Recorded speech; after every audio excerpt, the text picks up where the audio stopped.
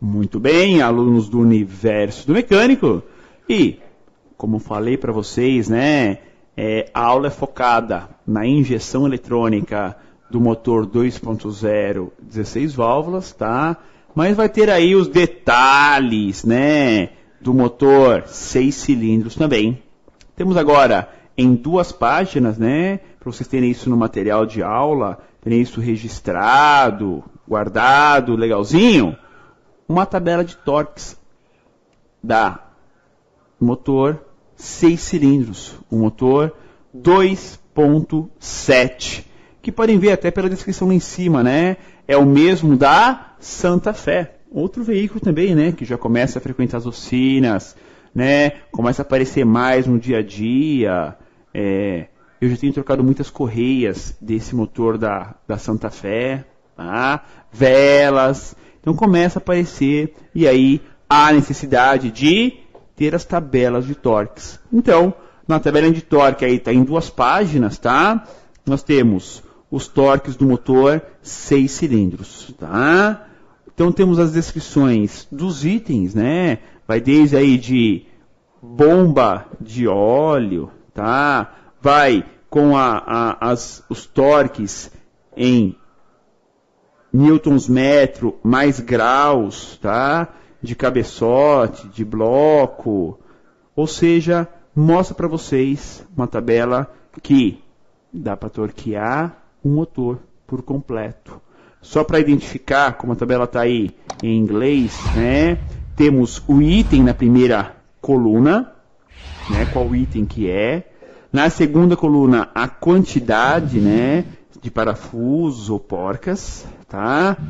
Depois, a tabela de torque, se você usar, que no Brasil é mais comum, né, o newton metro. Então, você vai usar só essa primeira coluna, né, de valores, né, de newton metro, ou quilograma força metro, que vai ser a outra coluna. E por último, a última em libras, né, que no Brasil você não vai ter os torquímetros praticamente com essa medição. É uma tabela de conversão. Você tem a descrição, quantidade de parafusos ou porcas e as 3 formas de torquear, né? Newtons metro, quilograma força metro ou libras, tá? No Brasil normalmente é newtons metro, tá? Então é legal, vocês têm isso registrado, ó. Vamos à segunda página, continuação, né, dessa mesma tabela, tá? Uma emenda da outra, tá?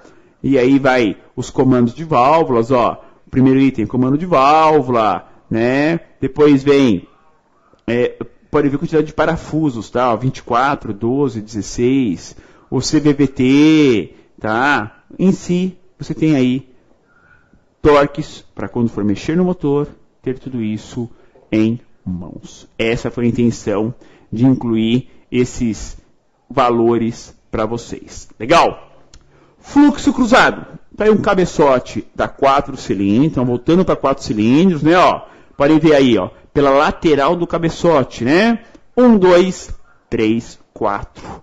4 orifícios, 4 pontos aí de fixação, de saída dos gases de escapamento.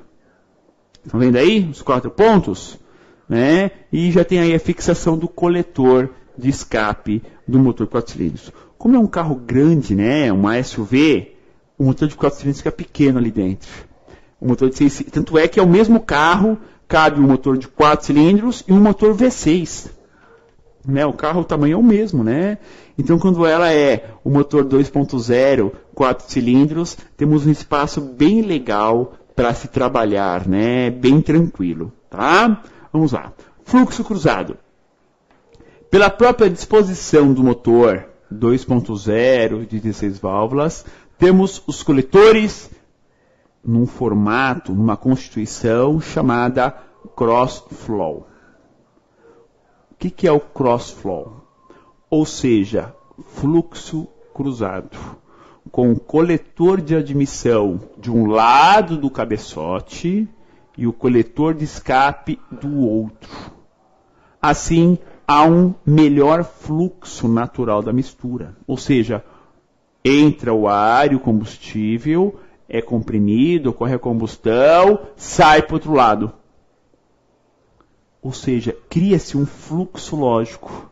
Quando você tem os motores 4 cilindros com coletor de admissão em cima, coletor de escape embaixo, tem que fazer o quê? Tem que virar, né?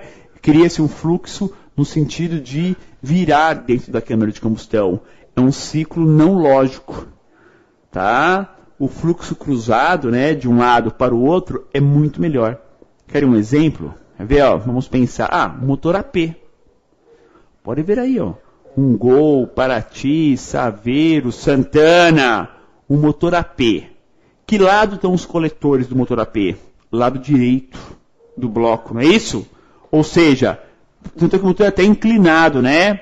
De tanto peso tem de um lado só. Você perde até o balanceamento do motor, né? Porque você tem coletor de admissão e coletor de escape do mesmo lado. Mesma coisa, os motores, né?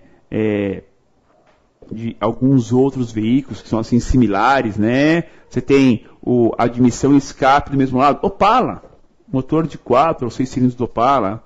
Você tem coletor de admissão em cima, coletor de escape embaixo. Então isso não é fluxo cruzado. Não fica um fluxo lógico da mistura. O fluxo cruzado, né, fica muito melhor para questão de enchimento e também a gente chama de lavagem do cilindro. Sabe o momento que as duas válvulas estão abertas? Admissão e escape. A fase de balanço, né, do cilindro. A admissão está começando a abrir, escape está fechando. Mas ali, né, algum tempinho bem pequeno que uma está abrindo e a outra está fechando. Você tem o quê? As duas abertas. Claro, pessoal, é uma fração mínima, muito pequena. Mas existe um momento em que as duas válvulas estão abertas. Concorda comigo? Isso é realidade dos motores.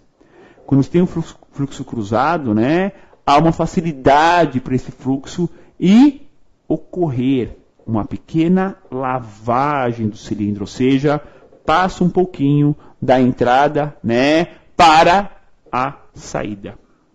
Ok? Muito bem? Vamos lá então a mais detalhes desse motor.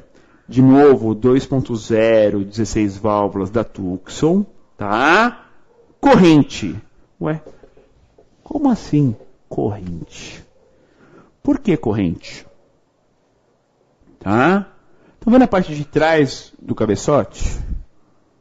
Não são 2 comandos?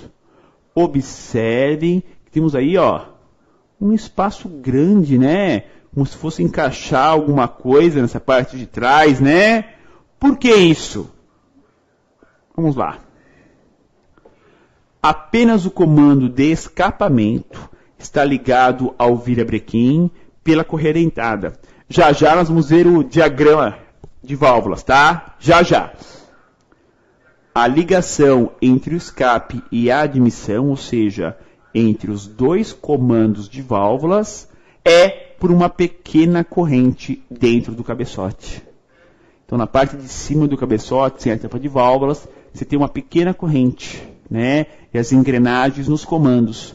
Então, o comando de escape tem lá na frente a engrenagem, onde é ligada a correia dentada, que conversa, né? Está ligada ao virabrequim. Na parte de trás, já dentro do cabeçote, trabalhando com óleo, obviamente com óleo, né? Nós temos um comando girando o outro. Então, este carro é um motor que tem correia mais corrente. Assim como o i30 também é assim, né? Você tem a correia dentada e tem a corrente também, ok? Por falar em correia dentada, ó, vou dar uma adiantada na aula, depois eu retorno de novo, tá? Para ter uma ideia, então, aí da foto na correia dentada, tá? Esse slide mostra em explosão a correia dentada montada num diagrama, tá? Tem um aviso aí, ó, pro Diego, por favor, editar, tá? Esqueça esse aviso, tá? Ficou aí sem querer, tá? Temos então o que aqui? a correia dentada ligada ao virabrequim, de forma que, né, temos o quê? A ligação apenas em um comando. Poxa vida, esse é um carro com 2 comandos de válvulas, mas na frente só tem uma engrenagem. Então, o virabrequim é ligado a apenas o comando de escapamento. Então vamos lá. Ó. A troca da correia dentada desses motores não requer o uso de ferramentas especiais. Apenas alguns cuidados com espaço pequeno, principalmente no motor V6. Tá? Um 2.7 tá? É mais apertado, mas há marcas de referências. Ou seja, tanto no motor 2.0, 16 válvulas, quanto no 2.7, 6 cilindros, ambos podemos trocar as correias, né? A correia dentada, rolamento de apoio, rolamento esticador, sem usar ferramentas assim extremamente caras. Tudo ferramenta padrão da oficina, nada fora do comum. E para a questão de sincronismo, é o padrão asiático. Não usa ferramenta para sincronizar. Tá? Vou explicar isso para vocês melhor.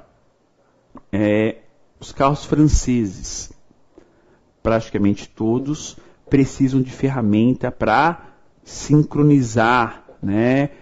Marcar, posicionar os comandos de válvulas, o virabrequim. Os carros italianos. Enfim, a maior parte dos carros europeus precisam de ferramenta para sincronismo, né? Seja aí um motor de Maréia ou Alfa Romeo, seja até um motor de Palio, seja um motor, tá, de um Citroën, de um Renault, de um Peugeot, Renault até menos, né? Mas alguns precisam de ferramenta também. É diferente. Podem ver. Ferramenta para sincronizar correia dentada de Honda, um carro japonês. Normalmente não precisa, né? Ferramenta para sincronizar a corrente ou correia de um Toyota Corolla. Normalmente não precisa. Um coreano, Hyundai, também não. Ou seja, isso facilita muito o nosso trabalho, né? Simples. Todos os comandos tem marca no comando, na engrenagem, tem marca no cabeçote. Simples. Tá? Então, claro que o motor V6 é bem apertado, né? Mas também nada impossível de se fazer. Tá? Já o motor 2.0 16 válvulas, o espaço é grande. E é um motor 16 válvulas com 2 comandos, mas na correia dentada é um comando só. Ou seja, vai facilitar muito. Você ganha muito. Você troca uma correia dentada desse motor entre 2 horas e meia de serviço. Está pronto o carro. Não chega nem a 3 horas. 2 horas e meia, o motor está prontinho. Trocado correia, tensionador, correia auxiliar e pronto. Por quê? Você não vai ter que tirar a tampa de válvulas para ver a corrente. Não precisa. Só pela marca do comando de escape, você já soluciona, porque a corrente não vai sair dali. Então, para a correia dentada, é muito simples, tá? Tanto no V6, quanto nesse 2.0 de 16 válvulas. E por falar em 16 válvulas, está aí, ó, a foto do cabeçote da Tucson 2.0, 16 válvulas, tá? Então, estou vendo aí, né? Comando completo montado, com os comandos no lugar. Dá para ver isso, porque é só olhar as válvulas abertas, né? Pode ver que as 2 válvulas de admissão desse cilindro da esquerda estão abertas. Depois outras também vão estar abertas. Ou seja, temos 8 válvulas de admissão, que nessa foto são as de baixo, são as maiores. 8 válvulas de escape, que nessa foto são as de cima, são as menores. E, obviamente, como é comum nos motores de 2 comandos, temos as velas exatamente centralizadas, ou seja, bem no meio da câmara de combustão. Tá? Vamos lá, então, falar sobre essa tela de 16 válvulas. Há 8 válvulas maiores, que são as de admissão, as 8 menores de escape, com duplo comando de válvulas, ligados por corrente.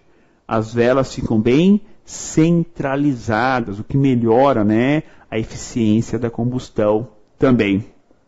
A câmara de combustão é bem pequena, né? Embora seja um motor 2.0, vou até voltar para vocês a foto, né? Embora é um motor 2.0, observem como a câmara de combustão é bem pequena, tá? Então atenção a esses detalhes também. Mais uma foto agora, mostrando o detalhe do conector de diagnose da Tucson, né? Tá vendo essa foto? Uma Tucson com câmbio mecânico, que é muito comum, né? Só a 6 cilindros, que aí você tem sempre automática, né? A 4 cilindros também tem automática, é óbvio, mas a maioria da 4 cilindros ela é transmissão mecânica. Então tá lá o pedal de acelerador, freio e embreagem e o conector de diagnose bem aqui abaixo do volante, abaixo do painel de instrumentos. Aqui o detalhe dela, a central, o cérebro eletrônico da Tucson, né? Então veja lá, o sistema Siemens VDO, né? Que hoje é tudo grupo Continental, tá? Tá se usando mais o nome Continental, é uma grande tendência, tá? A tendência é o nome Siemens VDO irem desaparecendo, tá? E o nome e número da versão dessa unidade de comando eletrônico da Tucson 2.0 16 válvulas. Vamos lá, há mais uma dica para vocês. Nesse motor 2.0 16 válvulas, temos então a correia dentada ligando um comando ao virabrequim. E ainda tem a ligação da corrente ligando os 2 comandos. No motor V6 é só correia dentada, tá? No V6 é só correia, tá? Aliás, a correia é bem grande, tá? É uma correia dentada de 121 dentes. Dente barbaridade, tá? Pergunta da nossa aula. Por que a Tucson... A pergunta é boa, hein? Por que a Tucson com uma ou 2 saídas no escapamento? Vocês sabem? Por fora, essa é a grande diferença que mais chama atenção, tá? Para quê? Para isso aqui, ó. Essa é fácil. Uma ponteira é um motor 2.0. Quando tem 2 ponteiras, né, no escapamento, é o motor V6 2.7. Entenderam? Então, olhando a Tucson na rua, um escapamento só é 4 cilindros. 2 escape, um de cada lado, é o motor V6. Belezinha? Muito bem. Vamos lá ao nosso plantão de dúvidas. Pessoal da KDS Automotiva, né? A Deise Rosa dos Santos. Professor, é correto trocar a correia e o tensor juntos para sincronizar o motor? É recomendação, tá? Isso entrou até em norma, tá? Mesmo porque a mão de obra para tirar a correia e o tensor é a mesma, né? Ou trocar um e depois um trocar o outro, fica muito pior. O certo sempre é fazer a montagem do conjunto para poder ficar plenamente tranquilo e dar a garantia certa, tá? Sérgio Cunha Júnior. Olá, professor. Além do barulho da caixa de direção, a Tucson apresenta muito vazamento de óleo hidráulico. Já tive vários casos aqui na oficina e o preço é muito alto, né? Então, o Sérgio avisando que é muito comum perder pressão do lubrificante pelos tuchos.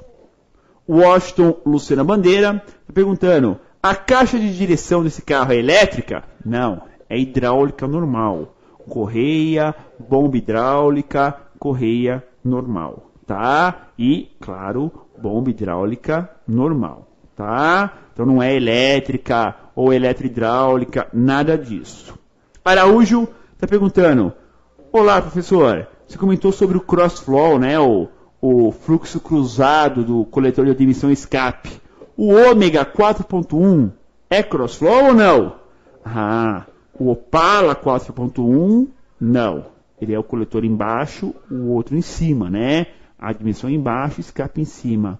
O Ômega, que é aquele motor desenvolvido, né? Muito desenvolvido, para depois chegar para o Ômega, né?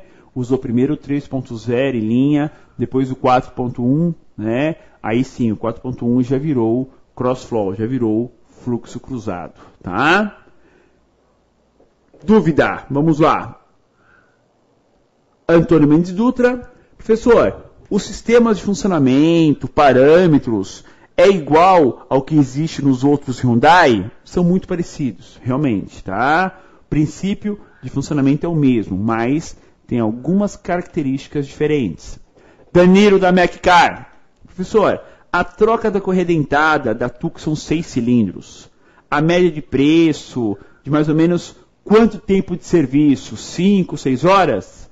5 a 6 horas realmente, você falou certo, tá? 5 horas já é um pouco apertado, 6 horas você faz com tranquilidade. E aí multiplica pela hora aula, né? Desculpa, pela hora trabalhada, a aula sou eu aqui dando, né? A aula.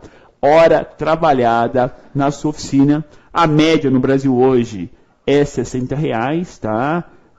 Mas em São Paulo, por exemplo, a média é R$90, tá? Então vai ter uma variação de mercado para mercado. Danilo Santa Rosa está perguntando, professor, esse carro tem 2 janelas de abertura no tanque? Ele possui 2 sensores de nível, já que junto com a bomba e filtro tem um sensor e na outra janela tem outro? Não, isso não é da Tucson, tá?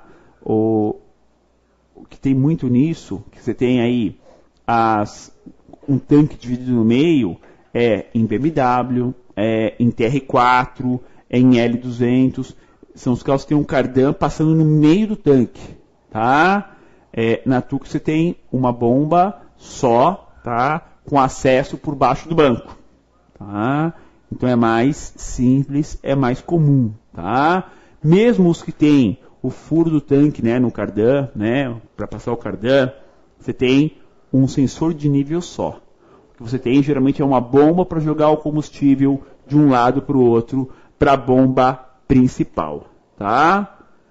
O Dante está comentando se que a Tucson é assim, sim. Ah, tá ok, é verdade, tem Tucsons 4x4, né? Realmente, as que tem tração 4x4, é verdade, tem o cardan no meio do tanque, positivo. É que a da aula é 2.0, realmente a 2.0 não tem, o tanque ele é reto, porque não tem a tração na traseira, é só a tração na dianteira. Ótimo comentário, Danilo, valeu. Bom, vamos lá, há mais dúvidas, né, que vocês passaram aqui para mim. Vamos lá. O referente a significado da cavitação. O Antônio Mendes Dutra, né, que quando o cabeçote começa a ter ali a cavitação, o que é o significado dos furos da cavitação? Bom, tem a ver muito com a falta de uso de aditivo, mas também tem a ver com falhas nas ligas de alumínio. Tem as duas situações, tá? Tanto problemas com aditivo, como problemas com a liga de alumínio. Normalmente, a maior falha é o aditivo. Muito bem, então essa foi a nossa primeira aula sobre a Tucson, focada na 2.0, mas vamos falar bastante das 6 cilindros também. Semana que vem, veremos a ECU, a Unidade de Comando Eletrônico. Um abraço a todos e até a nossa próxima aula. Receba as informações e as notificações de vídeo do MEC se inscrevendo em nosso canal e ativando o sininho do YouTube. Assim você fica sempre atualizado com as novas postagens de conteúdo aqui do seu Universo do Mecânico.